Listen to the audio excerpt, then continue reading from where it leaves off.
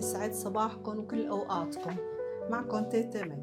اليوم طبقنا خاص بالتيتا مي، هو كفتة محشية بيض مسلوق وملفوفة بعجينة الباف باستري. هاي الأكلة إذا عندك عزيمة حطي، هو طبق جانبي ما طبق رئيسي، بس كتير كتير طيبة. عنا هون نص كيلو لحمة هبرة ناعمة كفتة، رح نضيف لها نص معلقة فلفل، نص معلقة صغيرة ملح، بيضة، ونص معلقة خل منشان تروح الزنخة، ومعلقتين أكل بقسماط، ومنعجنهم ليصيروا عنا عجينة ماسكة.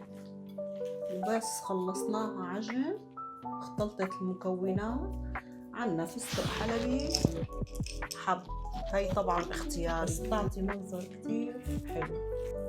وهيك صارت طبقة الكفتة جاهزة عندي. بنجيب عجينة الباف باستري، بتحبي تجيبيها جاهزة من السوق، بتحبي تعمليها بالبيت، شغلتها شوي لبكتة طويلة بس طيبة كتير وسهلة. ورح أعملكم فيديو خصوصي لعجينة الباف. تفتحي العجينة ومنحط الكفتة عليها، بنمد الكفتة طبقة وسط، لا كتير سميكة ولا رقيقة، عشان تستوي معنا بالشوي. وهلأ عنا المفاجأة، شو بدنا نحط بقلبها؟ حنحط بقلبها بيض مسلوق.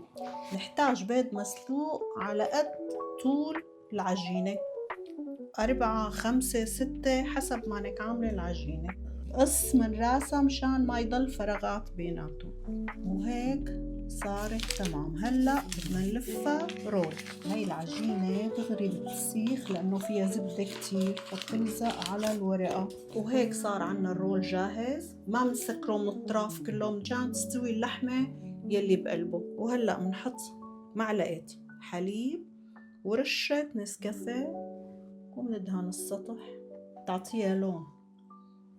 وعلى الفرن، فرن حامي 180 درجة من فوق ومن تحت. على الرف الوسطاني منخليها شي نص ساعة، بس وقت بيحمر الوش منطفي من فوق النار من تحت مشان تستوي اللحمة منيح بقلبها. أنا حبيت أقدم جنبها خضرة سوتيه طيبة معاها، رح نشوف كيف بعملها. وهلأ لبين ما تخلص شوي أكلتنا، فحبيت أنا أقدم معاها خضر سوتيه. انتو بتحبوا أي نوع بدكم إياه، بروكولي، فطر. أنا حطيت كوسة، جزر وزهرة، بس ملح وفلفل وعلى البخار. غطيهم بس 10 دقايق ليطروا شوي وبصيروا جاهزين. وهلأ هيك بعد ما انشوت بتركها لتبرد لتصير فاترة مشان ما تفرط معي بالتقطيع.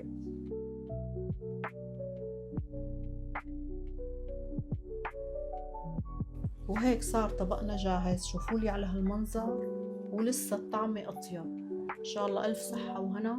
إذا عجبتكم خبروني واشتركوا بقناتي مشان توصلكن أكلات تيتا اللي كتير طيبة وما حدا بيعرفها غير تيتا مي.